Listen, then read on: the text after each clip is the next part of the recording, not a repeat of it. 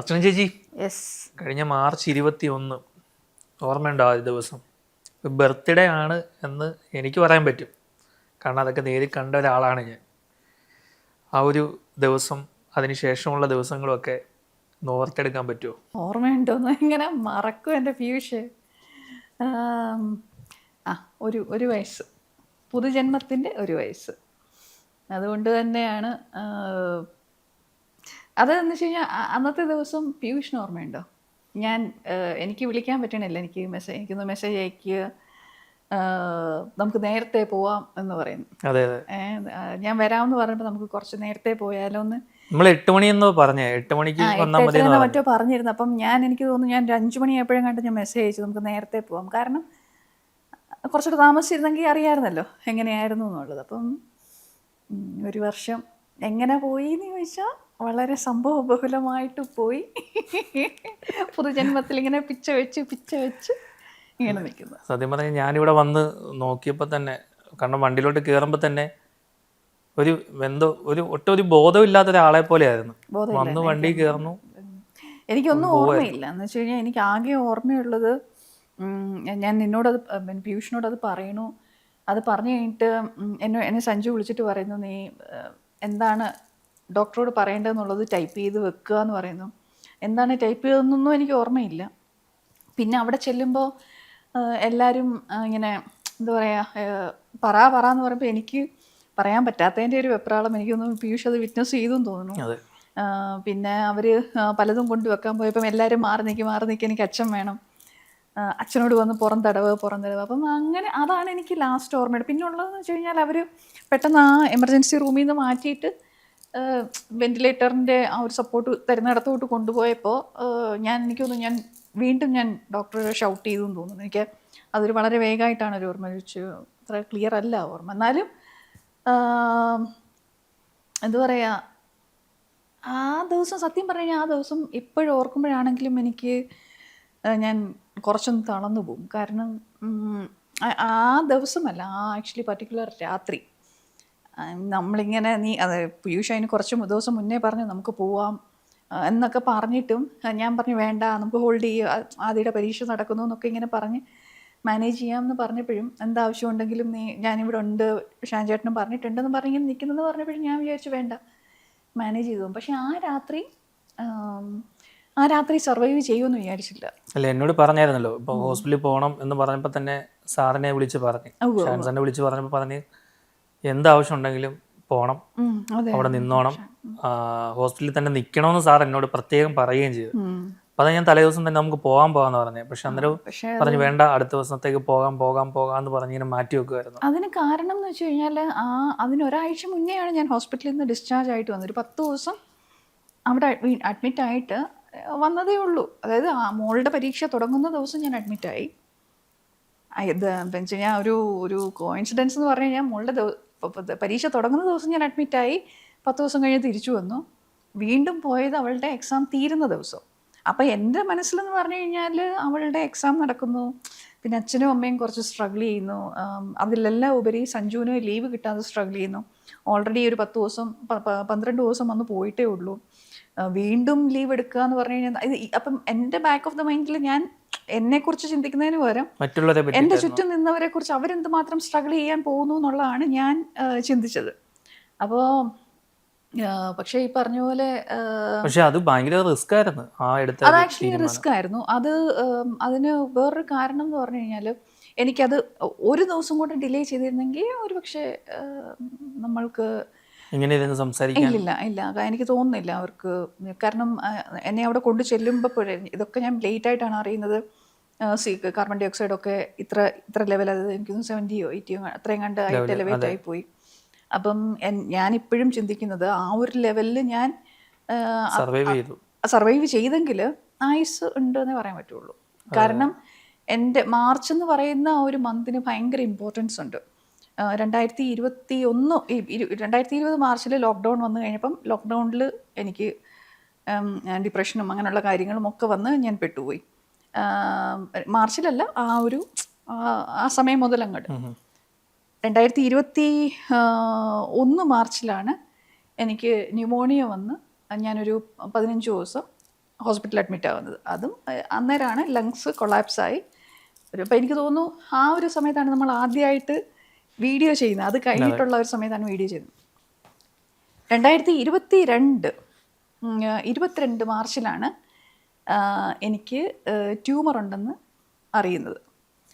പിന്നെ 2023 അങ്ങനെ പോയി, 24 തട്ടിയും മുട്ടിയും അങ്ങനെ 23 അങ്ങനെ പോയി എന്ന് പറഞ്ഞാൽ കീമോയൊക്കെ കഴിഞ്ഞ് റിക്കവറി വരുന്ന സമയമാണ്. അപ്പം 2025 എന്ന് പറയുന്നത് ശരിക്കും പറഞ്ഞാൽ ഒരു കലാശക്കൊട്ടായിട്ട് ചിന്തിക്കാനാണ് എനിക്ക് ആഗ്രഹം. കാരണം ഇത്രയും 4 പ്രാവശ്യം ഇങ്ങനെ പോയി എത്തിയിട്ട് ഇങ്ങനെ തിരിച്ചു വരിക എന്ന് പറയുന്നത് അത്ര ഒരു എളുപ്പമുള്ളൊരു വക്കിലെത്തി അവിടെ നിന്ന് പിന്നെ തിരികെ വരിക. അതെ തന്നെ, അത് തന്നെ. ഈ ആശുപത്രിയിലെ ആ ഒരു സമയത്തെ ഒരു 3-4 ദിവസം ഉണ്ടായിരുന്നല്ലോ, അതിനിടയിൽ നടന്ന സംഭവ വികാസങ്ങളെ പറ്റിയിട്ട് ഓർമ്മയുണ്ടോ? ആശുപത്രിയിൽ എന്ന് വെച്ച് കഴിഞ്ഞാൽ ഐസിയുല് 23 ദിവസത്തെ ഓർമ്മ എനിക്ക്. ആദ്യത്തെ ദിവസത്തെ ഓർമ്മയില്ല. ആദ്യത്തെ ദിവസത്തെ എൻ്റെ ലാസ്റ്റ് ഓർമ്മ എന്ന് പറയുന്നത് സഞ്ജു എന്നെ കാണാൻ വന്നു. അപ്പം അവരെ ഇങ്ങനെ എൻ്റെ ഫേസിൽ ഇങ്ങനെ തട്ടിയിട്ട് ചേട്ടൻ വന്നു എന്ന് പറഞ്ഞിട്ട് ഇങ്ങനെ വിളിക്കുന്നുണ്ട്. അപ്പം എനിക്ക് കാണാൻ പറ്റുന്നില്ല. എനിക്ക് കാണാൻ പറ്റുന്ന സഞ്ജു ഇങ്ങനെ കൈ കെട്ടി ഇങ്ങനെ തലയ്ക്ക് കൈവച്ച് നിൽക്കുന്നതാണ്. കാരണം ആ സമയത്ത് എനിക്ക് തോന്നുന്നു ഞാൻ വെൻറ്റിലേറ്ററിലോട്ട് മാറ്റി. ട്യൂബെല്ലാം ബോഡി മുഴുവൻ ട്യൂബാണ്. പ്ലാസ്മ സ്റ്റാർട്ട് ചെയ്യാനുള്ള. അപ്പം എനിക്ക് കോൺഷ്യസ് പോകുന്നതിന് മുന്നേ തന്നെ അവരെൻ്റെ കൈ ഇങ്ങനെ പിടിച്ചിട്ട് സൈൻ ചെയ്യാമോ എന്ന് ചോദിച്ചു. അപ്പോൾ സൈൻ ചെയ്യാൻ പറ്റുന്നില്ല, കൈ പോവുകയാണ്. അപ്പോൾ പിന്നെ എനിക്ക് തോന്നുന്നു അവരോട് സംസാരിച്ചിട്ട് കൺസെൻറ്റ് അച്ഛനെ കൊണ്ടാന്ന് തോന്നുന്നു ചെയ്യിപ്പിച്ചത്. അത് കഴിഞ്ഞ് അച്ഛൻ അച്ഛൻ തിരിച്ചു പോകും. അപ്പം ഞാനവിടെ പറയുന്നുണ്ട് അച്ഛനെ നിർത്തേണ്ട, അച്ഛന് വയ്യാത്തതാണെന്ന് പറയാൻ ശ്രമിക്കുന്നുണ്ട്. പക്ഷേ അത് കഴിഞ്ഞ് അച്ഛൻ കാണാൻ വന്നപ്പോൾ അച്ഛൻ ഭയങ്കരമായിട്ട് കരയുമായിരുന്നു. കാരണം അച്ഛൻ പിന്നെ എന്നെ കണ്ടത് ഇതുപോലെ ഫുൾ ട്യൂബും ആ ഒരു കോലത്തിലാണ്. അത് കാണുമ്പോൾ തന്നെ ആർക്കാലും അതെ. എനിക്കൊന്ന് പീയൂഷും വന്നിട്ട് ഞാൻ പോവാ എന്ന് പറഞ്ഞിങ്ങനെ അതെനിക്ക് ചെറിയൊരു ഓർമ്മയുണ്ട്. പിന്നെ അന്നത്തെ ദിവസം ലാസ്റ്റ് ഓർമ്മ എന്ന് പറയുന്നത് ഇങ്ങനെ മാഡം തുറക്ക് ചേട്ടൻ വന്നു എന്ന് പറഞ്ഞു. അപ്പോൾ ഞാനിങ്ങനെ നോക്കിയപ്പോൾ സഞ്ജു ഇങ്ങനെ തലയ്ക്ക് ഇങ്ങനെ കൈവച്ചിട്ട് ഇങ്ങനെ നിൽക്കുന്നതാണ്. അതാണ് എൻ്റെ ലാസ്റ്റ് ഓർമ്മ. പിന്നെ അത് കഴിഞ്ഞിട്ട് എനിക്ക് തോന്നുന്നു ആ രാത്രിയിൽ എന്തൊക്കെയോ സംഭവിച്ചിട്ടുണ്ട്. കാരണം പിറ്റേ ദിവസം ഞാൻ രാവിലെ കണ്ണ് തുറന്നപ്പോൾ എല്ലാവരും thank God, praise the Lord അതങ്ങനെയൊക്കെ പറഞ്ഞിട്ട് ചേച്ചി രക്ഷപ്പെട്ടു, എന്താണ് സംഭവിച്ചത്, എല്ലാം ക്രാഷ് ആയല്ലോ എന്നൊക്കെ പറഞ്ഞിട്ട്. അപ്പോൾ അത് കഴിഞ്ഞിട്ട് പിന്നെ എവിടെന്ന് പറഞ്ഞു കഴിഞ്ഞാൽ എനിക്ക് അവിടെ കിടക്കണം എന്ന് വെച്ച് കഴിഞ്ഞാൽ കിടന്നു കഴിഞ്ഞാൽ എനിക്കറിയാം ഇതെൻ്റെ കൈ നിൽക്കുന്നില്ല. കാരണം ഞാൻ കണ്ണടയ്ക്കുമ്പോഴൊക്കെ ഓരോ രൂപങ്ങൾ ഇങ്ങനെ മുന്നിൽ വരികയാണ്. അപ്പം എനിക്ക് കണ്ണടയ്ക്കാൻ പേടിയാണ്. എനിക്ക് ഉറക്കം കിട്ടുന്നില്ല, എനിക്ക് ഉറക്കമില്ലായിരുന്നു. അതാണ് മെയിനായിട്ടുള്ളത്, എനിക്ക് ഉറങ്ങാൻ പറ്റണില്ല. അപ്പം എനിക്കൊന്ന് ഞാൻ കോൺഷ്യസ് ആയിട്ട് വന്നപ്പോൾ ഞാൻ ആദ്യം ചോദിച്ചത് എനിക്കൊരു സ്ലീപ്പിംഗ് പിൽ അല്ലെങ്കിൽ സെഡേറ്റീവ് തരുമോ, എനിക്കൊന്ന് ഉറങ്ങണം, എനിക്കതാണ് വേണ്ടതെന്ന് പറഞ്ഞേ. ഞാൻ ഇപ്പോഴും പറഞ്ഞു കൊടുക്കുന്നു ഹെൽപ്പ് മീ സ്ലീപ്പ് എന്ന് പറഞ്ഞിട്ടാണ് ഞാനിങ്ങനെ സ്ക്രീം ചെയ്തത്. അപ്പോൾ അവർ പറഞ്ഞ അല്ല ഓക്കെ എന്ന് വെച്ച് കഴിഞ്ഞാൽ എല്ലാം വേഗമായിട്ടുള്ളൊരിതാണ്. പിന്നീട് എനിക്ക് ചെറിയൊരു കോൺഷ്യസ് വന്ന സമയത്ത് ഞാൻ കേൾക്കുന്നത് ഡോക്ടർ വരുമ്പോഴൊക്കെ എനിക്ക് ഡോക്ടറെ കണ്ടു കഴിഞ്ഞാൽ ഞാൻ വേറൊരു ലോകത്തിലോട്ട് പോകണ പോലെയാണ്. കാരണം എനിക്ക് എപ്പോഴൊരു ഓട്ടോമാറ്റിക്കലി എൻ്റെ മുഖത്തൊരു ചിരി വരും. അപ്പം ഡോക്ടറാണെങ്കിലും കണ്ണെ പെട്ടെന്ന് കണ്ടു കഴിഞ്ഞപ്പോൾ ആൾ കുറച്ച് ഇതായി. പിന്നെ പക്ഷെ ഡോക്ടർ അന്ന് ലീവായിരുന്നു. ഡോക്ടർ 2 ദിവസം കഴിഞ്ഞിട്ട് മറ്റുമാണ് വന്നത്. എല്ലാം ഫോണിലായിരുന്നു കോർഡിനേഷൻ. അതുകൊണ്ട് തന്നെ വേറെ ഡോക്ടർ വന്നപ്പോൾ എനിക്ക് തോന്നുന്നു ഞാൻ കോപ്പറേറ്റ് ചെയ്തില്ല, ട്രീറ്റ്മെൻറ്റിന് ഞാൻ കോപ്പറേറ്റ് ചെയ്തില്ല. അപ്പം ഞാൻ പറഞ്ഞു you don't have my consent to touch do anything on my body എന്ന് കണ്ട് എന്തോ പറഞ്ഞു തോന്നുന്നു. അതൊക്കെ പിന്നീട് നഴ്സുമാരാണ് പറഞ്ഞത്, ചേച്ചി എന്തിനാണ് ഇത്ര വാശി പിടിച്ചത്. ഞാൻ പറഞ്ഞു അത് എനിക്ക് ഡോക്ടറിലുള്ള വിശ്വാസമാണ്. ഡോക്ടർ എന്ത് പറയുന്നു അത് മാത്രമേ ഞാൻ കേൾക്കുകയുള്ളൂ, ഡോക്ടർ പറയട്ടെ. എനിക്കൊന്ന് പിന്നെ ഡോക്ടർ വന്നപ്പോൾ പറഞ്ഞു ഞാൻ പറഞ്ഞിട്ടായിരുന്നു എന്നൊക്കെ പറഞ്ഞ് ഡോക്ടറെ കൺവിൻസ് ചെയ്യിപ്പിച്ചു. അത് കഴിഞ്ഞിട്ടാണ് പിന്നെ ഭയങ്കര റിഗ്രസ് ആയിട്ടുള്ളൊരു ട്രീറ്റ്മെൻ്റ് ആയിരുന്നു ആ സമയത്ത് നടന്നത്. നമ്മൾ ഫിനാൻഷ്യലി ഒക്കെ ഒരുപാട് ബുദ്ധിമുട്ടിയല്ലേ? ഫിനാൻഷ്യലി ഞങ്ങൾ തകർന്നു പീയൂഷേ. ഫിനാൻഷ്യലി തകർന്നു എന്ന് പറഞ്ഞു കഴിഞ്ഞാൽ ഇതൊന്നും ഞാൻ അറിയുന്നില്ല. പക്ഷേ നമുക്കൊരു ബോധമുണ്ടല്ലോ. എന്നെ സംബന്ധിച്ചിടത്തോളം ഞാൻ ഈ ട്രീറ്റ്മെൻറ്റൊക്കെ നേരത്തെ അറിയാവുന്നതാണ്. അതിൻ്റെ കോസ്റ്റൊക്കെ എന്താണെന്ന് എനിക്കൊരു ഐഡിയ ഉള്ളതാണ്. അപ്പോൾ അതുകൊണ്ട് തന്നെ അകത്ത് കിടക്കുമ്പോൾ എനിക്കൊന്ന് സഞ്ജുവിന് ദിവസത്തിലൊരു പ്രാവശ്യമാണ് കാണാൻ അകത്ത് കയറ്റിക്കൊണ്ടിരുന്നത്. അപ്പോൾ ഞാനിങ്ങനെ പറഞ്ഞു എത്ര എന്ന് ചോദിക്കും. അപ്പം എന്നോട് പറയും ഒന്നും ചിന്തിക്കേണ്ട ഓൾ സെറ്റ് എന്ന് പറയും. അപ്പോൾ എൻ്റെ ചിന്ത മുഴുവൻ ഓക്കെ, ചിലപ്പം ഇൻഷുറൻസിലായിരിക്കാം. അത് കഴിഞ്ഞിട്ട് ഒരു ദിവസം സഞ്ജുവിനെ കണ്ടിട്ട് വെളിയിലോട്ട് ഇറങ്ങുന്ന സമയത്ത് ഇങ്ങനെ എനിക്കൊരു സ്വഭാവമുണ്ട്, ഞാൻ ഭയങ്കര ഷാർപ്പാണ്, ഇങ്ങനെ ചുറ്റും ശ്രദ്ധിക്കും. അപ്പോൾ ഇങ്ങനെ ഒരു ഡോക്ടർ നഴ്സിംഗ് മാനേജർ പറഞ്ഞു കേട്ട് നമ്മൾ തന്ന റിക്വസ്റ്റ് അത് ഇനഫാണോ, ക്രൗഡ് ഫണ്ടിങ് സ്റ്റാർട്ട് ചെയ്തു, അങ്ങനെ എന്തോ സംഭവം ചോദിക്കുന്നത് കേട്ടു. അപ്പോഴാണ് എനിക്ക് മനസ്സിലായത് ഇത് കയ്യിൽ നിന്ന് വിട്ടുപോയി. ഓക്കെ, ഇത് കാരണം എൻ്റെ ബോഡിയിലുള്ള മെഷീൻസ് എന്താണെന്നൊന്നും എനിക്ക് അറിയില്ല. എനിക്കറിയാം ഞാൻ ഒരു സപ്പോർട്ടോടെയാണ് നിൽക്കുന്നത്, പക്ഷേ പിന്നീടത് എന്താ പറയുക, രക്മോ വെക്കുന്ന രീതിയിലോ അല്ലെങ്കിൽ IVIG ചെയ്യുന്ന രീതിയിൽ. അപ്പോൾ IVIG എന്നുള്ളത് എനിക്ക് ഭയങ്കര ഒരു നൈറ്റ് മെയറാണ്. കാരണം IVIGയുടെ ചിലവെന്ന് പറഞ്ഞു കഴിഞ്ഞാൽ കൈ നിൽക്കില്ല, അതുമാതിരിയാണോ എന്നറിയാം. പ്ലാസ്മ ഓൾറെഡി സ്റ്റാർട്ട് ചെയ്തു. അപ്പോൾ അതും ഇതും എല്ലാം കൂടെ അതിൻ്റെ കൂട്ടത്തിൽ വേറെ കുറേ ട്രീറ്റ്മെൻറ്റും കയറുന്നുണ്ട്. അപ്പം ഞാൻ ആലോചിച്ചപ്പം എന്താണ് സംഭവം എനിക്ക് മനസ്സിലാകുന്നില്ല. പക്ഷെ പിന്നെ ഞാൻ ആലോചിച്ചത്, ഞാൻ ആ കടന്ന് ഞാൻ ആലോചിച്ചത്, ഞാൻ അതിനെക്കുറിച്ച് ചിന്തിച്ചാൽ ഇത് എൻ്റെ കൈ വിട്ടുപോകും. അപ്പോൾ അത് പുറത്ത് നിൽക്കുന്നവർക്ക് കൂടുതൽ ബുദ്ധിമുട്ടാവുകയുള്ളൂ. കാരണം ഞാൻ എത്രത്തോളം ഇവിടെ കിടക്കുന്നു അത്രത്തോളം അവരവിടെ സ്ട്രഗിൾ ചെയ്യുകയുള്ളൂ. അപ്പം എനിക്കെന്താ ചെയ്യാൻ പറ്റുക എന്ന് പറഞ്ഞു കഴിഞ്ഞാൽ എനിക്ക് ഫൈറ്റ് ചെയ്ത് പുറത്തോട്ട് വരിക. അപ്പം ഞാനിങ്ങനെ, എനിക്ക് ഓർമ്മയുണ്ട്, ഞാനിങ്ങനെ എൻ്റെ കൈ പൊങ്ങൂല കേട്ടോ, എൻ്റെ കൈ പൊങ്ങൂല. അപ്പം ഞാൻ കൈ ഇങ്ങനെ തട്ടിയിട്ട് ഐ എം സ്ട്രോങ് എന്ന് ഞാൻ എന്നെ തന്നെ ഇങ്ങനെ പറയും. പക്ഷെ ഒരു സമയം ഞാൻ ശരിക്കും തകർന്നു പോയെന്ന് പറഞ്ഞു കഴിഞ്ഞാൽ, എനിക്കത് ഞാൻ വീണ്ടും ഗിവപ്പ് ചെയ്ത ആ ഒരു മൊമെൻ്റ് എന്ന് പറഞ്ഞു കഴിഞ്ഞാൽ, എന്നെ രാവിലെ 4 മണിയാകുമ്പോഴാണ് ഇവർ വരുന്നത്. എനിക്കൊന്ന് ഉറക്കം, എനിക്കൊരു 2 മണിക്കൂറായിരുന്നു എനിക്ക് ഉറക്കമുള്ളത്. അപ്പം 4 മണിയാകുമ്പോൾ ഈ എക്സ്റേ എടുക്കാൻ വരുമ്പം ഇവരിങ്ങനെ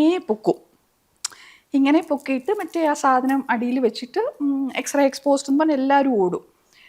അപ്പം 4 മണിക്ക് ഇതങ്ങോട്ട് കഴിഞ്ഞ് കഴിഞ്ഞാൽ എനിക്ക് പിന്നെ ഒന്നും ചെയ്യാൻ പറ്റില്ല. ഇതെല്ലാം കഴിഞ്ഞു എടുത്തുകൊണ്ട് പോയി, പിന്നെ അത് കഴിഞ്ഞിട്ട് എനിക്ക് ഉറങ്ങാൻ പറ്റുന്നില്ല. അപ്പം 4-4:30 പിന്നെ ഇഞ്ചക്ഷൻ വരുന്നു. അപ്പം ആർട്ടറി ലൈനിലൊക്കെയാണ് ഒത്തിരി കുത്തുകൾ. ഇപ്പം തന്നെ നോക്കിയാൽ അറിയാം, ഇത് ഒരു ചെറിയ ഇഞ്ചക്ഷൻ വന്നാൽ കൂടി എനിക്ക് ബോഡി സ്കിൻ സെൻസിറ്റീവായി, വെയിൻ ഇല്ലാത്തതുകൊണ്ട്. അപ്പം ഇതെല്ലാം ഇങ്ങനെ ചെയ്ത് ഞാനൊരു വല്ലാത്തൊരവസ്ഥയിലോട്ട് പൊയ്ക്കൊണ്ടിരുന്ന സമയത്ത് ഒരു കുട്ടി, അതായത് നമുക്ക് നമ്മളെ ക്ലീൻ ചെയ്യാനൊക്കെ വരുന്ന ഒരു കുട്ടിയുണ്ട്. അപ്പോൾ പുതുതായിട്ട് അന്ന് അതിൻ്റെ ഫസ്റ്റ് ഡേയോ മറ്റോ ആണ്.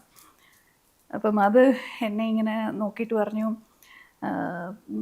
പേടിക്കണ്ട കേട്ടോ, ഞാൻ പ്രാർത്ഥിക്കുന്നുണ്ട്, എല്ലാം ശരിയാവും, നമുക്ക് നടക്കണ്ടേന്നൊക്കെ ഇങ്ങനെ ചോദിച്ചു. ഇതെല്ലാം കഴിഞ്ഞുകൊണ്ടിരിക്കുന്ന സമയത്താണ് സഞ്ജു വന്നത്. അപ്പോൾ പുള്ളിക്കാരി അവിടെ നിൽപ്പുണ്ട്. സഞ്ജു വന്ന് പോയി കഴിഞ്ഞപ്പം, അമ്മച്ചിക്ക് സമാധാനമായില്ലേ, മോനെ കണ്ടില്ലേ എന്ന് പറഞ്ഞു. ഞാൻ പറഞ്ഞത് അതെൻ്റെ ഹസ്ബൻഡാണ്, അത് അയ്യോ സോറി എന്ന് പറഞ്ഞു പുള്ളിക്കാരി. അപ്പം എനിക്ക് എൻ്റെ ഒരു രൂപത്തെക്കുറിച്ച് എനിക്ക് അപ്പോഴാണ്, കാരണം ഞാനൊന്നും കാണുന്നില്ല, ഞാൻ എന്നെ തന്നെ കാണുന്നില്ല. കാരണം സഞ്ജു വന്നു കഴിഞ്ഞാലും സഞ്ജുവിന് എന്നെ തൊടാനോ അല്ലെങ്കിൽ എൻ്റെ കയ്യിലൊന്ന് പിടിക്കാനോ, കാരണം ഞാൻ കൈ ഇങ്ങനെ നീട്ടുമെങ്കിലും തൊടാൻ പറ്റില്ല. കാരണം ഒരു രീതിയിലും എന്നെ ഇൻഫെക്ഷൻ വരാനോ അങ്ങനെയുള്ള കാര്യങ്ങളൊന്നും പറ്റില്ല. അപ്പോൾ അതുകൊണ്ട് പിന്നീട് അവർ പറഞ്ഞു, ആ ഒരു സൈഡിൽ നിന്ന് മാത്രം നോക്കാനേ പറ്റുള്ളൂ, അകത്തോട്ട് പെർമിഷൻ ഉണ്ടാവില്ല പറഞ്ഞു. അപ്പം ഇത് ചോദിച്ചു കഴിയുമ്പോൾ പിന്നെ ഞാൻ വേണ്ട, അവരെങ്കിലും സമാധാനമായിട്ട് ജീവിക്കട്ടെ, ഞാനെന്തിനാണ് ഇങ്ങനെ ഒരു ബുദ്ധിമുട്ടായിട്ട് ജീവിക്കുന്നതെന്നുള്ള ചിന്തകൾ വന്നു തുടങ്ങി. പക്ഷെ അന്നേരമാണ് എനിക്ക് മനസ്സിലായത്, അപ്പം വീണ്ടും എനിക്ക് എൻ്റെ പാരാമീറ്റേഴ്സ് എല്ലാം ക്രാഷ് ആവാൻ തുടങ്ങി, ബോഡി സെൻസേഷൻ മുഴുവൻ പോയി തുടങ്ങി. എനിക്കൊന്നും അറിയുന്നില്ല. കാരണം ഫുഡ് തരാമെങ്കിൽ ഫുഡ് എന്ന് പറഞ്ഞ സാധനം ഇല്ല, എല്ലാം മറ്റേ ട്യൂബായിരുന്നു.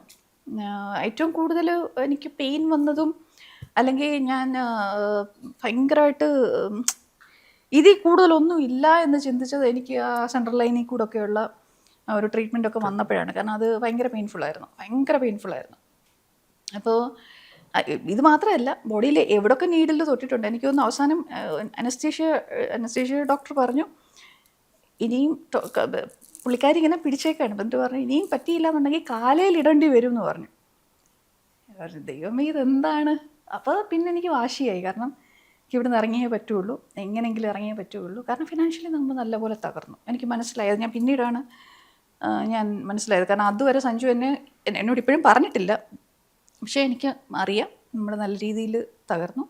ഒരു മനോധൈര്യം ഉള്ളതുകൊണ്ടാണ് പെട്ടെന്ന് നമുക്ക് ആശുപത്രിയിൽ നിന്ന് വീട്ടിലേക്ക് എത്താൻ പറ്റിയത്, ഈ രോഗത്തെ സർവൈവ് ചെയ്യാൻ പറ്റിയത്. അല്ല, നല്ലതുപോലെ. കാരണം അതെനിക്കിപ്പം മനസ്സിലാവുന്നുണ്ട്. കാരണം എന്നോട് ഡോക്ടർ പറഞ്ഞു, കാരണം ഞാൻ ഡോക്ടറിനോട് പറഞ്ഞ് നമ്മൾ എന്താ പറയുക, അവർ ഡിസ്ചാർജ് മേടിച്ചതാണ്. ബിരുഷിന് ഓർമ്മ ഉണ്ടായിരിക്കും, അതിൻ്റെ അടുത്ത ആഴ്ച വീണ്ടും എനിക്ക് അഡ്മിറ്റ് ആവേണ്ടി വന്നു. അപ്പം ഞാൻ പറഞ്ഞു മേടിച്ചു, കാരണം അവിടെ കിടക്കും തോറും ബില്ല് കൂടിക്കൊണ്ടിരിക്കുകയാണ്. അതിൻ്റെ ഒരു തീവ്രത എനിക്ക് മനസ്സിലായത്, അവർ വന്നിട്ട് എന്നോട് ചോദിച്ചു ഫുഡ് എന്താ വേണ്ടത് എന്ന് ചോദിക്കും. അപ്പം എന്താ വേണ്ടത്, എനിക്ക് എന്ത് കഴിക്കാൻ പറ്റും, കൂടി വന്ന ഓട്സ് കഴിക്കാൻ പറ്റും, അല്ലെങ്കിൽ കഞ്ഞി കഴിക്കാൻ പറ്റും, കാരണം വേറൊന്നും ചവയ്ക്കാനോ ഒന്നും പറ്റില്ല. അപ്പോൾ എന്നിട്ട് എൻ്റെ കൈ ബില്ല് കൊണ്ടുവന്നു. അപ്പം ഞാൻ നോക്കിയപ്പം ഞാൻ ആകെ കഴിക്കുന്നത് ഓട്സ്, വൈകുന്നേരം കഞ്ഞി. എനിക്ക് ബില്ല് വന്നത് 2500 രൂപ ഒരു ദിവസത്തെ ബില്ലെന്ന് പറയുന്നത്. ഞാൻ പറഞ്ഞു, ഞാൻ പിണ്ണാക്ക് പോലത്തെ ഒരു സാധനമാണ് രാവിലെ കഴിക്കുന്നത്, ഈ പിണ്ണാക്കിനാണ് നിങ്ങൾ 2500 രൂപ ഇട്ടേക്കുന്നതെന്ന് ചോദിച്ചു. അപ്പോൾ പറഞ്ഞു അതില്ല, അത് ഇൻഷുറൻസിൽ ഇൻക്ലൂഡഡ് അല്ല, ഇപ്പോഴത്തെ പുതിയത് എനിക്ക് പിന്നെ നമുക്ക് പറ്റൂല, കാരണം അത് തന്നെ അങ്ങോട്ട് പോവുകയാണ്. ഒന്നാമത് ഞാൻ കഴിക്കുന്നില്ല, പക്ഷെ ബില്ല് വരുന്നുണ്ട്. ഇപ്പോൾ ഡോക്ടർ പറയുന്നത് എൻ്റെ പൊട്ടാസ്യം ഡ്രോപ്പ് ആയിക്കൊണ്ടിരിക്കുക, അപ്പോൾ പൊട്ടാസ്യം കയറണമെങ്കിൽ മരുന്നും കഴിക്കണം, ഞാൻ ഇളനീരും കുടിക്കണം, അങ്ങനെയുള്ളത്. അപ്പോൾ അതൊക്കെ അവിടെ തരുന്നുണ്ടെങ്കിലും അതിനെല്ലാം ഇങ്ങനെ ചാർജ് പൊയ്ക്കൊണ്ടിരിക്കുകയാണ്. പിന്നെ സത്യം പറഞ്ഞു കഴിഞ്ഞാൽ അവിടുത്തെ നേഴ്സുമാർ എന്നെ കുറേ ഹെൽപ്പ് ചെയ്തു കേട്ടോ, എന്നെ നല്ല പോലെ. അത് വെച്ച് കഴിഞ്ഞാൽ തിരിച്ചു വരാൻ വേണ്ടിയിട്ട് ഞാൻ എഴുന്നേറ്റ് നടക്കാൻ പറ്റാത്തിട്ട് കൂടി അവർ പിന്നെ ഒരു റിക്ലൈനർ, ഒരു സോഫയൊക്കെ അവിടെ കൊണ്ടുവന്ന് വെച്ചു. രണ്ടുപേരും ഇങ്ങനെ പിടിക്കും, അവിടെ കൊണ്ട് ഇരുത്തും. ഇരിക്കുമ്പോൾ ഞാൻ ഇങ്ങനെ പോവും, കാരണം തലയൊന്നും നിൽക്കില്ല. അപ്പോൾ അങ്ങനെ നമ്മൾ എന്താ പറയുക, അതൊരു എനിക്ക് കോൺഫിഡൻസ് ഉണ്ടായിരുന്നു. എനിക്ക് സത്യം പറയാം, കോൺഫിഡൻസ് എന്നല്ല, എനിക്ക് ഒരു വാശിയുണ്ടായിരുന്നു. ഞാൻ ഗിവപ്പ് ചെയ്ത സമയത്താണ് ഞാൻ ആശുപത്രിയിൽ പെട്ടത്. പക്ഷെ അവിടെ ചെന്ന് കഴിഞ്ഞപ്പോഴാണ് മനസ്സിലായത് ഇത് കൈ നിൽക്കില്ല. എന്നേക്കാൾ കൂടുതൽ സ്ട്രഗിൾ ചെയ്യുന്നത് പുറത്തുള്ള ആൾക്കാരായിരിക്കും, കാരണം അവർ ഹെൽപ്ലെസ് ആണ്. അച്ഛനും അമ്മയും ഹെൽപ്ലെസ് ആണ്, സഞ്ജു ഹെൽപ്ലെസ് ആണ്. സഞ്ജു ശരിക്കും ഹെൽപ്ലെസ് ആയിപ്പോയി, കാരണം സഞ്ജുവിൻ്റെ സാലറിയും അവർ ഹോൾഡ് ചെയ്ത് വെച്ചു, ഫിനാൻഷ്യലി അങ്ങനെ തകർന്നുകൊണ്ടിരിക്കുകയാണ്. അപ്പം ഞാനും വർക്ക് ചെയ്യുന്നില്ല, അപ്പം നമുക്ക് ജീവിക്കണ്ടേ. അപ്പം അതിനിപ്പോൾ ഒരാൾ മാത്രമായിട്ട് ഇങ്ങനെ സ്ട്രഗിൾ ചെയ്താൽ എങ്ങനെയാണെന്നുള്ള ഒരു ചിന്ത വന്നു കഴിഞ്ഞപ്പോൾ പിന്നെ ഇപ്പം ഈ ഒരു വർഷം പൂർത്തിയായി, ആരോടൊക്കെയാണ് നന്ദി രേഖപ്പെടുത്താനുള്ളത്? അയ്യോ, നാള് കൂടെ നിന്ന ഒരുപാട് പേര് കാണുമല്ലോ. നന്ദി പറയാൻ ഒത്തിരി ഇല്ല, ഒരു വലിയ ലിസ്റ്റ് ഉണ്ട്. സഞ്ജു, കാരണം ഒരു ഹൈ പ്രഷർ ജോബ്, തലയ്ക്ക് മുകളിൽ ഇങ്ങനെ ഇപ്പോൾ ഉണ്ടോ ഇല്ലയോ എന്നുള്ള രീതിയിൽ നിൽക്കുമ്പോൾ കൂടി അത് വിട്ടിട്ട് വന്ന് അത്രയും ദിവസം ആ വെളിയിൽ ഫുൾ ഡേ ഇരിക്കുകയാണ്, ഒന്നും ചെയ്യാനാവാതിരിക്കുകയാണ്. അപ്പം ആ മനുഷ്യനോട് എനിക്ക് അത് പറയാൻ പാടില്ല, എന്നാലും നന്ദിയിലൊന്നും ഒതുങ്ങില്ല. പിന്നെ എൻ്റെ ഡോക്ടർ എന്ന് പറഞ്ഞു കഴിഞ്ഞാൽ ആ മനുഷ്യൻ ചെയ്യാവുന്നതിൻ്റെ പരമാവധി പുള്ളി ചെയ്തു. പുള്ളി ക്ലിയറായിട്ട് ഒരു സ്ഥലത്ത് ഒരു സമയത്ത് ഞാൻ കേൾക്കുന്നുണ്ട്, നമ്മൾ ചെയ്യാവുന്നതെല്ലാം ചെയ്തു, ഇനിയും അറിയിക്കാനുള്ളവരൊക്കെ അറിയിക്കട്ടെ, ആ രീതിയിലൊക്കെ കോൺവെർസേഷൻ പോയിട്ടുണ്ടായിരുന്നു. അപ്പം പുള്ളി തരുന്നൊരു കോൺഫിഡൻസ് ഉണ്ട്. ഒരിക്കലും മാത്യു എബ്രഹാം ഡോക്ടർ എനിക്ക് എന്ന് വെച്ച് കഴിഞ്ഞാൽ, എനിക്ക് ഇപ്പം ഈ നിമിഷം പോലും ഡോക്ടർ പറയുന്നതിനപ്പുറം എനിക്കൊരു വാക്കില്ല. എന്നോട് എന്ത് ചെയ്യാൻ പറഞ്ഞാൽ ഞാൻ അത് ചെയ്യുന്നുണ്ട്. അപ്പം ഞാൻ ഇത്രയും മരുന്ന് കഴിക്കുന്നത് പോലും ഞാൻ ഡോക്ടറോട് ചോദിക്കും, ഡോക്ടറെ കഴിക്കണമെന്ന് ചോദിക്കുമ്പോൾ മോളെ വേണം, റിസ്ക് എടുക്കണ്ട എന്ന് പറയും. അപ്പോൾ ഡോക്ടർ പറയുന്നതിനപ്പുറം ഞാൻ ഒരു കാര്യവും ചെയ്യാറില്ല. അതുപോലെ തന്നെ എനിക്ക് എന്തെങ്കിലും ചെയ്യണമെങ്കിൽ ഞാൻ ഡോക്ടർ പെർമിഷൻ എടുത്തിട്ട് ചെയ്യുള്ളൂ. അപ്പോൾ ഡോക്ടറുണ്ട്, ആവശ്യമില്ലാത്ത ട്രീറ്റ്മെന്റ് ഒന്നും ചെയ്തിട്ടില്ല അദ്ദേഹം. അത് നമ്മൾ ഇല്ല, ആവശ്യമില്ലാത്ത ഒരു ട്രീറ്റ്മെൻറ്റും എടുത്തില്ല. കാരണം അവിടെ എനിക്ക് തോന്നുന്ന പാനൽ ഓഫ് ഡോക്ടേഴ്സ് സജസ്റ്റ് ചെയ്തിട്ട് കൂടി ഡോക്ടർ സ്ട്രിക്റ്റായിട്ട് പറഞ്ഞില്ല. പുള്ളി എനിക്ക് കാരണം കഴിഞ്ഞ 5 വർഷമായിട്ട് എന്നെ ട്രീറ്റ് ചെയ്യുന്ന ഡോക്ടറാണ്. അപ്പോൾ ഡോക്ടർക്ക് എനിക്ക് അറിയാം എനിക്ക് ഏത് വർക്കാവും, ഏത് രീതിയിലാണ് ചെയ്യേണ്ടത്. ഡോക്ടർ നല്ല രീതിയിൽ ചെയ്യുകയും ചെയ്തു. മറ്റേതെങ്കിലും ഡോക്ടർ ആണെങ്കിൽ ഇത് വലിയ നല്ലൊരു ഒരു ബിസിനസ് ആക്കി തന്നെ മാറ്റി. തീർച്ചയായിട്ടും ഞാൻ ഒരിക്കലും എനിക്ക് തോന്നുന്നില്ല ഞാൻ 25 ദിവസത്തിനുള്ളിൽ ഞാൻ തിരിച്ചു വരുമ്പോൾ നല്ല അതിലൊക്കെ കൂടിയേനെ. ഇപ്പം ഇതുപോലെ എനിക്ക് ഇരുന്ന് സംസാരിക്കാൻ പറ്റുമെന്നും അറിയില്ല പീയൂഷ്. അപ്പോൾ അതുകൊണ്ട് തന്നെയാണ് മാത്യു എബ്രഹാം ഡോക്ടർ എന്ന് പറയുന്ന ആൾ എനിക്ക് ദൈവമാണ്. നിങ്ങൾ ദൈവത്തെ കണ്ടിട്ടുണ്ടോ എന്ന് ചോദിച്ചാൽ ഞാൻ കണ്ടിട്ടുണ്ട്. ആ മനുഷ്യരാണ് എനിക്കത്. അപ്പം ആ ഡോക്ടർ തന്നു. പിന്നെ നമ്മൾ എത്രയൊക്കെ പറഞ്ഞു കഴിഞ്ഞാലും നമ്മളുടെ വീട്ടുകാർ ഡെഫിനറ്റ്ലി എൻ്റെ അച്ഛനും അമ്മയും എൻ്റെ ഫാമിലി, എൻ്റെ അച്ഛനും അമ്മയും 80+ ആണ്. എന്നിട്ട് കൂടി അവർ പിടിച്ചു നിന്നു. എല്ലാ ദിവസവും ഹോസ്പിറ്റലിൽ വരുന്നുണ്ടായിരുന്നു. അച്ഛൻ എല്ലാ ദിവസവും വരുന്നുണ്ടായിരുന്നു. കാണാൻ പറ്റുന്നില്ലെങ്കിൽ കൂടി അച്ഛൻ വരുന്നുണ്ടായിരുന്നു. അമ്മയ്ക്ക് എന്നെ അങ്ങനെ കാണണ്ടെന്ന് പറഞ്ഞുകൊണ്ട് അമ്മയെ കൊണ്ടുവന്നില്ല. എൻ്റെ ബ്രദറും ഫാമിലിയും ആദ്യം മുതൽ അവർ എന്താ പറയുക, മോന് പഠിത്തം ഉണ്ടായിട്ട് കൂടി അവരിവിടെ വന്ന് നിൽക്കുക. ഇന്നത്തെ കാലത്ത് സഹോദരങ്ങൾ അങ്ങനെ ചെയ്യുമോന്നൊക്കെ ചെയ്യുമായിരിക്കും, ചെയ്യുന്നവരുണ്ടാവാം. പക്ഷെ എന്നാലും അത് നമ്മൾ നന്ദി പറയുകയല്ല, അല്ലെങ്കിൽ കടപ്പാടെന്നല്ല, അത് ഒരിക്കലും നമുക്ക് എന്താ പറയുക, അങ്ങനെ നോക്കുമ്പോൾ എനിക്ക് നല്ല ദൈവത്തിനോട് നന്ദി മാത്രമേ ഉള്ളൂ. കാരണം ഇങ്ങനത്തെ നല്ല ആൾക്കാരെ എൻ്റെ ജീവിതത്തിൽ കൊണ്ടുവന്നുള്ളത്. So family. അത് കഴിഞ്ഞാൽ പിന്നെ എന്നെ ഇരുത്തിക്കൊണ്ട് പറയല്ല, പക്ഷെ എനിക്ക് സത്യം പറഞ്ഞു കഴിഞ്ഞാൽ എൻ്റെ അമ്മയുടെ വയറ്റിൽ പറഞ്ഞില്ല എന്നേ ഉള്ളൂ. അങ്ങനെ നിന്ന് എൻ്റെ കൂടെ നിൽക്കുന്ന ആളാണ്. പിന്നെ ഷാജൻ ചേട്ടനെ എന്തുകൊണ്ട് ഞാൻ പറയുന്നതെന്ന് ചോദിച്ചു കഴിഞ്ഞാൽ, ഷാജൻ ചേട്ടൻ എന്നെ കാണാൻ വന്നപ്പം എനിക്ക് തോന്നുന്നു ഞാൻ ഇങ്ങനെ കണ്ട കിടക്കുകയായിരുന്നു ഇതെല്ലാം വെച്ചിട്ട്. പിന്നെ അപ്പോൾ ഷാജൻ ചേട്ടൻ വന്നപ്പോൾ ഞാൻ പെട്ടെന്ന് കണ്ടപ്പോൾ ഞാൻ ഞെട്ടിപ്പോയി. ഭയങ്കര സന്തോഷമായിരുന്നു. കാരണം ഷാജൻ ചേട്ടൻ ഒരിക്കലും അങ്ങനെ കാണാൻ വരും എന്ന പ്രതീക്ഷയില്ല ഞാൻ. പക്ഷെ ചേട്ടൻ അന്ന് കണ്ടപ്പോൾ ചേട്ടൻ കണ്ണൊക്കെ ഇങ്ങനെ നിറഞ്ഞിരിക്കാൻ കണ്ടിട്ട്, മോളെ ഇതിനെ കെട്ടിപ്പിടിക്കാൻ പോലും പറ്റുന്നില്ലല്ലോ, എങ്ങനെയുണ്ട് ഇപ്പം. കാരണം ചേട്ടൻ തന്നെ കാണുന്നുണ്ട്. എന്നോട് പറഞ്ഞു ഇങ്ങനെ നമ്മളിത് തുടങ്ങാൻ പോവാണ്, എനിക്ക് നിൻ്റെ സമ്മതം വേണം എന്ന് പറഞ്ഞു. അപ്പം ഞാൻ ഇത്രേ പറഞ്ഞുള്ളൂ, എനിക്ക് വേണ്ടിയിട്ടല്ല, ആ വെളിയിൽ നിൽക്കുന്ന മനുഷ്യൻ നല്ലപോലെ സ്ട്രഗിൾ ചെയ്യുന്നുണ്ട്, അപ്പോൾ പുള്ളിക്ക് വേണ്ടിയിട്ട്. അങ്ങനെയാണ് നമ്മൾ ആ ഒരു ഫണ്ട് കളക്ട് ചെയ്യാനായിട്ടൊരു അത് ഞാനത് പിന്നീടാണ് അറിയുന്നത്. എന്ന് വെച്ച് കഴിഞ്ഞാൽ ഇത് സ്റ്റാർട്ട് ചെയ്തു എന്നുള്ളതും ഒക്കെ ഞാൻ പിന്നീടാണ് അറിയുന്നത്. അതിന് ഒരുപാട് പ്രശ്നങ്ങൾ ഉണ്ടായിപ്പോയി നമുക്ക് ബാങ്കുമായിട്ട് ബന്ധപ്പെട്ട്. എനിക്കിപ്പോൾ പോലും എൻ്റെ വീട്ടിൽ നിൻ്റെ ചേട്ടനോ അല്ലെങ്കിൽ ചേച്ചിയോ ആരെങ്കിലും വിഷുക്കൈ നീട്ടം പോലും ഇപ്പം ഗൂഗിൾ പേ ചെയ്ത് അതുപോലും എനിക്ക് കിട്ടൂല. എൻ്റെ ഗൂഗിൾ പേ പോയി കിട്ടി. അപ്പോൾ എനിക്ക് ഇങ്ങോട്ട് കിട്ടൂല. എനിക്ക് ആർക്ക് വേണേലും കൊടുക്കാം, പക്ഷെ എനിക്ക് ഇങ്ങോട്ട് കിട്ടൂല. സഞ്ജുവിന് മാത്രമേ എനിക്ക് ഇടാൻ പറ്റൂ. അപ്പോൾ ആർക്കെങ്കിലും ഇപ്പം എനിക്ക് എന്തെങ്കിലും ഒരു ട്രാൻസാക്ഷൻ ചെയ്യണമെങ്കിൽ സഞ്ജുവിന് കൊടുത്തിട്ട് സഞ്ജുവാണ് എനിക്ക് ട്രാൻസ്ഫർ ചെയ്യുന്നത്. അപ്പോൾ എൻ്റെ ഗൂഗിൾ പേക്ക് എന്തോ പ്രശ്നമുണ്ട്, അതെനിക്കറിയില്ല. ഗൂഗിൾ പേ അത് ബാങ്കുകാർ എന്താണ് ബാങ്കിൽ എത്ര വട്ടം പോയിട്ട് അത് പിന്നീടാണ് അറിഞ്ഞത്. ഞാൻ പിന്നീട് അറിഞ്ഞു സഞ്ജു അങ്ങനെ പോയി. ഓഫീസിൽ നിന്നൊക്കെ നല്ല സപ്പോർട്ടായിരുന്നല്ലേ. ഞാൻ ഈ നന്ദി പറയുന്ന കൂട്ടത്തിൽ ഞാൻ എൻ്റെ ഓഫീസിലെ ആൾക്കാരെ പറഞ്ഞില്ലെങ്കിൽ അത് വലിയ നന്ദികേടാവും. കാരണം ഭയങ്കര സപ്പോർട്ട് എന്ന് പറഞ്ഞു കഴിഞ്ഞാൽ എൻ്റെ ടീം, ശ്രീകുമാർ എന്ന് പറഞ്ഞ ആളാണ് എൻ്റെ ടീം ലീഡ്. ശ്രീയുടെ ഒരു സപ്പോർട്ട് എന്ന് പറഞ്ഞു കഴിഞ്ഞാൽ ഭയങ്കരമായിരുന്നു. എന്ന് വെച്ച് കഴിഞ്ഞാൽ നമുക്ക് വേണ്ടിയിട്ട് ഇപ്പം ഈവൻ സഞ്ജുവിനോട് പറഞ്ഞു, ഞങ്ങൾ ആരെങ്കിലും വന്ന് കൂടെ നിൽക്കണോ, ഞങ്ങൾ വന്ന് നിൽക്കാം, ഞങ്ങൾ അവിടെ നിന്ന് വർക്ക് ചെയ്തോളാം എന്ന് വരെ പറഞ്ഞ് അങ്ങനെയൊക്കെ ചെയ്യണം എന്നുണ്ടെങ്കിൽ അത് മേ ബി ഞാൻ ആയ കാലത്ത് വർക്ക് ചെയ്തതിൻ്റെ ഒരു സപ്പോർട്ടാണ്. പക്ഷേ എനിക്ക് ആ ടീം, എനിക്ക് എൻ്റെ കോഗ്നിസൻറ്റ് കമ്പനിയോടും എൻ്റെ ടീമിനോടും എനിക്ക് നന്ദി പറയാതെ ഒരിക്കലും പറ്റില്ല. പിന്നെ അതുപോലെ കുറേ പേരുണ്ട് കേട്ടോ. എന്ന് വെച്ച് കഴിഞ്ഞാൽ എൻ്റെ മോളുടെ സ്കൂളിലെ ആൾക്കാർ അവരൊത്തിരി സപ്പോർട്ട് ചെയ്തു. പിന്നെ ഫേസ്ബുക്കിലെ പരിഭവങ്ങളില്ല എന്ന് പറഞ്ഞ കൂട്ടായ്മയുണ്ട്. അജിത്തേട്ടനൊക്കെ പാവം അന്ന് നടുവയ്യാതിരുന്നിട്ട് കൂടി പുള്ളി അവിടെ വന്ന് സഞ്ജുവിനെ കണ്ടു. എനിക്ക് തോന്നുന്നു അജിത്തേട്ടൻ പിന്നെ പറഞ്ഞത്, ഞാൻ ആദ്യമായിട്ടാണ് സഞ്ജുവിനെ കരഞ്ഞു കണ്ടത്. കാരണം സഞ്ജുവിൻ്റെ കയ്യിൽ നിന്ന് പോയി ഇത് ഓരോ കാര്യങ്ങൾ പറയുമ്പോഴും. അപ്പം ഞങ്ങൾക്ക് മനസ്സിലായി അതിൻ്റെ ഇൻറ്റൻസിറ്റി. പിന്നെ സംശിച്ചേട്ടൻ എന്ന് പറഞ്ഞത് സുമേഷ് എന്നാണ് പുള്ളിയുടെ പേര്. പുള്ളി എല്ലാ ദിവസവും അവിടെ വന്ന് സൈലൻ്റായിട്ട് കൂടെ ഇരിക്കുമായിരുന്നു. എനിക്കത് ഭീഷണി കണ്ടിട്ടുണ്ടല്ലേ. പുള്ളി വെറുതെ ഇരിക്കുമായിരുന്നു, എന്നെ കാണാനൊന്നും പറ്റിയിട്ട്. അതുകൊണ്ട് തന്നെയാണ് ഞാൻ ആദ്യമായിട്ട് ട്രാവൽ ചെയ്തപ്പോൾ ഞാൻ ചേട്ടനെ പോയി കണ്ടത്. കാരണം ആ മനുഷ്യൻ എന്നെ കാണാൻ പോലും പറ്റാതെ അത്രയും ദിവസം സഞ്ജുവിൻ്റെ കൂടെ വെളിയിൽ വന്നിരുന്നു. അപ്പോൾ ഇവരോടൊന്നും എനിക്ക് നന്ദിയല്ല പറയാനുള്ളത്, ഇവരോ എല്ലാം കൂടെ ചേർത്തുണ്ട്. അവർക്ക് എന്തൊരാവശ്യം വന്നാലും അവർക്ക് ഞാൻ മുന്നിലുണ്ടാവും. എൻ്റെ ആരോഗ്യം എത്രയുണ്ടോ അത്രയും ഞാൻ മുന്നിലുണ്ടാവും. ഞാൻ അവിടെ ഇരിക്കുന്ന സമയത്തല്ലേ എനിക്ക് പിന്നെ വരാൻ പറ്റാതെ എനിക്ക് പനി വന്നു. പിന്നെ ഞാൻ അങ്ങോട്ട് വന്നു കഴിഞ്ഞാൽ പണിയാവും. സഞ്ജു ചേട്ടനും ആയിക്കഴിഞ്ഞാൽ പിന്നെ കയറി കാണാൻ പറ്റത്തില്ല. അപ്പൊ അതുകൊണ്ട് പിന്നെ ഞാനും അങ്ങ് നിന്നത്. പക്ഷെ അന്ന് ഹോസ്പിറ്റലിൽ കൊണ്ടുവന്ന നേരത്ത് നമ്മളോട് നമ്മുടെ ക്യാമറമാൻ ദിലീപ് ഉണ്ടായിരുന്നു.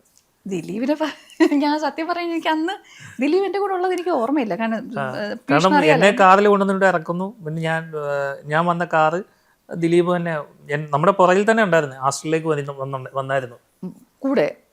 ഞാനിപ്പോ ഏത് കാറിലാണ് വന്നത് എനിക്ക് അതൊന്നും ഓർമ്മയില്ല കേട്ടോ. ഞങ്ങളുടെ കമ്പനിയുടെ കാറിൽ തന്നെ വന്നത്. ഓ അത് ശരി. അല്ല എന്നെ കൊണ്ടുപോയത് അപ്പൊ അതിലാ? അല്ല, കാറ് നമ്മുടെ കട്ടയിലാ കൊണ്ടുപോയത്. ഇവിടെ കൊണ്ടുപോയത് എനിക്ക് അതൊന്നും ഓർമ്മയില്ല. അത് പീഷ് പറഞ്ഞ പോലെ ഞാൻ പകുതി ബോധമില്ലായിരുന്നു എനിക്ക്. പിന്നെ റീബർത്ത് അല്ലേ? റീബർത്ത് എന്ന് പറഞ്ഞു കഴിഞ്ഞാൽ ഞാൻ ആദ്യം നേരത്തെ ചോദിച്ച ആ ഒരു ചോദ്യം കൂടെ കൂട്ടിച്ചേർത്ത് പറയുകയാണ്. ഫിനാൻഷ്യലി തകർന്നു പോയി. ഈ ക്രൗഡ് ഫണ്ടിങ്ങും അങ്ങനെയുള്ള കാര്യങ്ങളിൽ പിന്നീട് നമ്മളുടെ പേരിൽ മുതലെടുപ്പ് നടത്തിയ ആൾക്കാരുണ്ട്. അതൊക്കെ പിന്നീടാണ് നമ്മൾ അറിഞ്ഞത്. അല്ലാതെ കുറച്ച് കുത്തുവാക്കുകളും അങ്ങനെയുള്ള കാര്യങ്ങളൊക്കെ കേൾക്കേണ്ടി വന്നു. പക്ഷെ അതൊക്കെ സ്വാഭാവികമാണ്. മനുഷ്യ ബഹുജനം പലവിധം എന്ന് പറയുന്ന പോലെ എല്ലാവരും വിചാരിക്കുന്നത് ആശുപത്രി കിടക്കുമ്പോൾ മാത്രമാണ് നമുക്ക് കാശ് ചിലവ് വരുന്നതെന്നുള്ളതാണ്. പക്ഷേ അല്ല. അന്ന് ഞാൻ ആ ഡിസ്ചാർജ് മേടിച്ച് വരുമ്പോൾ വെന്റിലേറ്റർ സപ്പോർട്ടോടെയാണ് എന്നെ കൊണ്ടുവന്നത്. അപ്പോൾ വെന്റിലേറ്റർ സപ്പോർട്ടോടെ കൊണ്ടുവന്നപ്പോൾ ഡോക്ടർ പറഞ്ഞിരുന്നൊരു കാര്യം എന്ന് പറഞ്ഞു കഴിഞ്ഞാൽ ഹോസ്പിറ്റൽ എൻവയോൺമെൻറ്റ് തന്നെ വീട്ടിലും പ്രൊവൈഡ് ചെയ്യണം. അങ്ങനെ പറഞ്ഞപ്പോൾ പിന്നെ ഓക്കെ ശരി, നമുക്ക് അവർക്ക് സഞ്ജുവിനൊക്കെ ടെൻഷനായി. അയ്യോ അപ്പം അതെന്ന് പറഞ്ഞു കഴിഞ്ഞാൽ ഹൈലി സ്റ്റെറിലൈസ്ഡ് ആയിട്ടുള്ളൊരു ഏരിയയാണ്. അതെങ്ങനെ ചെയ്യും? അപ്പോൾ പിന്നെ നമ്മൾ ഡീപ്പ് ക്ലീനിങ് ആൾക്കാരെ വിളിച്ച് ആ മുറിയെല്ലാം ക്ലീൻ ചെയ്തു. പിന്നെ എനിക്ക് ചൂട് തീരെ പറ്റില്ല. കാരണം അവിടെ കൂടി ICUലായിട്ട് കൂടി എനിക്ക് AC ഹൈ ആയിരുന്നു. എനിക്ക് ടേബിൾ ഫാനും വെക്കേണ്ടി വന്നു. ആ രീതിയിലായിരുന്നു എന്നെ കടത്തിക്കുന്നത്. അപ്പം നേഴ്സുമാരൊന്നും എൻ്റെ അടുത്തിരിക്കില്ല. കാരണം ഈ തണുപ്പ് അവർക്ക് സഹിക്കാൻ പറ്റില്ല. എന്നിട്ടും ഞാൻ പിന്നെയും സ്വെറ്റ് ചെയ്യുമായിരുന്നു. അപ്പം എൻ്റെ ബോഡി അങ്ങനെയായിരുന്നു റിയാക്ട് ചെയ്തുകൊണ്ടിരുന്നത്. അപ്പോൾ ഇത് ചെയ്യാൻ വേണ്ടിയിട്ട് ഇപ്പം സഞ്ജുവിൻ്റെ ചേട്ടനാണെങ്കിലും ശരി, ഓക്കെ നമുക്കിവിടെ AC വെക്കാം എന്ന് പറഞ്ഞിട്ട് പുള്ളി നമ്മളറിയാതെ തന്നെ ACയും ഇതുമെല്ലാം സെറ്റ് ചെയ്യുന്നു, അങ്ങനെ ചെയ്യുന്നു. വെന്റിലേറ്റർ സപ്പോർട്ട് എന്ന് പറഞ്ഞു കഴിഞ്ഞാൽ രാത്രി മുഴുവൻ അതൊക്കെ വെച്ച് കിടക്കുക എന്ന് പറഞ്ഞു കഴിഞ്ഞാൽ ചില്ലറ കാര്യമല്ല. പിന്നെ അതുപോലെ തന്നെ മരുന്ന് ഇപ്പോഴാണെങ്കിൽ കൂടി എനിക്ക് 24 മരുന്നുണ്ട് ഒരു ദിവസം. അപ്പോൾ അതിൻ്റെയൊക്കെ ചിലവെന്ന് പറഞ്ഞു കഴിഞ്ഞാൽ നമുക്കൊന്ന് ഊഹിച്ച് നോക്കാൻ പറ്റുന്നതേ ഉള്ളൂ, ഒന്ന് കാൽക്കുലേറ്റ് ചെയ്ത് കഴിഞ്ഞാൽ. അപ്പോൾ ഹോസ്പിറ്റൽ എക്സ്പെൻസ് മാത്രമല്ല, അതിനപ്പുറം നമുക്ക് പോസ്റ്റ് കെയർ. കാരണം അന്ന് ഡിസ്ചാർജ് ആയി വന്നിട്ട് വീണ്ടും ഞാൻ 2 പ്രാവശ്യം അഡ്മിറ്റ് ആയിട്ടുണ്ട്. 3 പ്രാവശ്യം അഡ്മിറ്റ് ആയിരുന്നു. അപ്പോൾ ആലോചിക്കാമല്ലോ എത്രയാകും എന്നുള്ളത്. എല്ലാം ഈ ഒരു മൈസ്തീനിയ ഗ്രാവിസ് എന്ന് പറയുന്ന രോഗത്തിൻ്റെ തുടർച്ചയായിരുന്നു അല്ലേ? മൈസ്തീനിയ ഗ്രാവിസിൻ്റെ ജീവിതം മാറ്റി, എല്ലാ രീതിയിലും എൻ്റെ ജീവിതം മാറ്റി. അങ്ങനെ എനിക്ക് പറയാൻ പറ്റുള്ളൂ. സർവൈവ് ചെയ്യുക എന്ന് പറഞ്ഞു കഴിഞ്ഞാൽ ചെറിയ കാര്യമൊന്നുമല്ല. നമുക്ക് വേറെ ഓപ്ഷനില്ല. നമുക്ക് ഒന്നുകിൽ നമുക്ക് ഗീവ് അപ്പ് ചെയ്തിട്ട്, കാരണം ഗീവ് അപ്പ് ചെയ്യുന്തോറും മരിക്കത്തില്ല, കിടന്നനുഭവിക്കും. ആ കിടന്നനുഭവിക്കുന്നത് നമ്മളായിരിക്കും. നമുക്കെന്താ, നമ്മൾ കിടക്കുന്നു, അത് ചെയ്യുന്നു, പക്ഷേ നമ്മളെ നോക്കാൻ 100 പേര് വേണം. അങ്ങനൊരു ലൈഫ് എന്നോട് എനിക്ക് താല്പര്യമില്ല. അതുകൊണ്ട് തന്നെ എനിക്കൊരു വാശിയായിരുന്നു. അപ്പം 1 വർഷത്തിനുള്ളിൽ എൻ്റെ കാലിൽ ഞാൻ നിൽക്കും. ഇപ്പം നാളെ എനിക്ക് ചെങ്ങന്നൂർ പോകണമെന്നുണ്ട്, പോയി നോക്കാം. പോയിട്ട് വരുമ്പോൾ എന്താവുമെന്നൊന്നും അറിയില്ല. പക്ഷേ ഇപ്പം എനിക്കെന്ത് ചെയ്യണമെന്ന് തോന്നുമോ അത് ഞാൻ ചെയ്യുന്നുണ്ട്. ഞാൻ സത്യം പറഞ്ഞു കഴിഞ്ഞാൽ എല്ലാ രീതിയിലും ഞാൻ from the scratch life build ചെയ്തുകൊണ്ടിരിക്കുകയാണ്. ഇപ്പോൾ ഇത് കണ്ടുകൊണ്ടിരിക്കുന്നവർ പോലും വിചാരിക്കും ഒരു കുഴപ്പമില്ലല്ലോ എന്ന്. പക്ഷേ ഇത്രയും നേരം സംസാരിച്ചതിൻ്റെ ബുദ്ധിമുട്ട് കുറച്ച് കഴിയുമ്പോഴത്തേക്ക് ഇപ്പം ഞാൻ പറയുന്നത് ഇപ്പം ഇങ്ങനെ സംസാരിക്കുമ്പോഴൊക്കെ എൻ്റെ ഇവിടെ ഇത്ര ഇങ്ങനെ ചുരുങ്ങുന്ന ഫീലാണ്. എനിക്ക് നല്ലപോലെ ബുദ്ധിമുട്ടുണ്ട്. അപ്പോൾ ഓരോ മണിക്കൂർ ഇങ്ങനെ മരുന്ന് ഇങ്ങനെ ഇടവിട്ട് കഴിക്കുന്നത് കൊണ്ട് അതുകൊണ്ട് ഞാനിങ്ങനെ നിൽക്കുന്നു. അല്ലെങ്കിൽ ഓക്കെ എല്ലാവരും നോക്കുമ്പോൾ യു ലുക്ക് ഫൈൻ. ബാറ്റിൽ ഉള്ളിലാണ് എൻ്റെ ആ ഒരു യുദ്ധം. ഞാനും മൈസീനയും കൂടെയുള്ള യുദ്ധം വെളിയിൽ ആർക്കും കാണാൻ പറ്റില്ല. ഡെഫിനറ്റ്ലി ശ്വാസം മുട്ടൽ എന്ന് പറഞ്ഞു കഴിഞ്ഞാൽ ചില്ലറ കാര്യമല്ലല്ലോ. ഇപ്പം തന്നെ സംസാരിക്കുമ്പോൾ ഒരു പിടുത്തം വരുന്നുണ്ട്. പക്ഷേ അത് പിന്നെ എനിക്ക് യൂസ്ഡായി. അപ്പം നമ്മൾ ഈ 1 വർഷം എങ്ങനെയായിരുന്നു എന്ന് ചെറുതായിട്ടൊന്ന് നമ്മുടെ സുഹൃത്തുക്കൾക്ക് തന്നെ അറിയാൻ വേണ്ടിയിട്ടാണ് നമ്മളിങ്ങനെ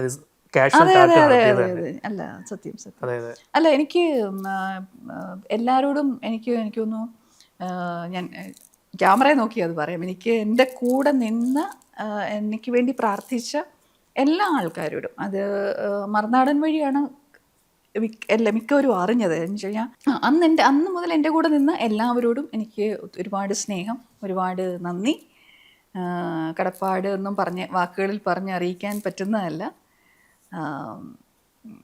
ഇനി എന്ത് വന്നാലും നേരിടാം എന്നുള്ള ഒരു ധൈര്യത്തോടെ മുന്നോട്ട്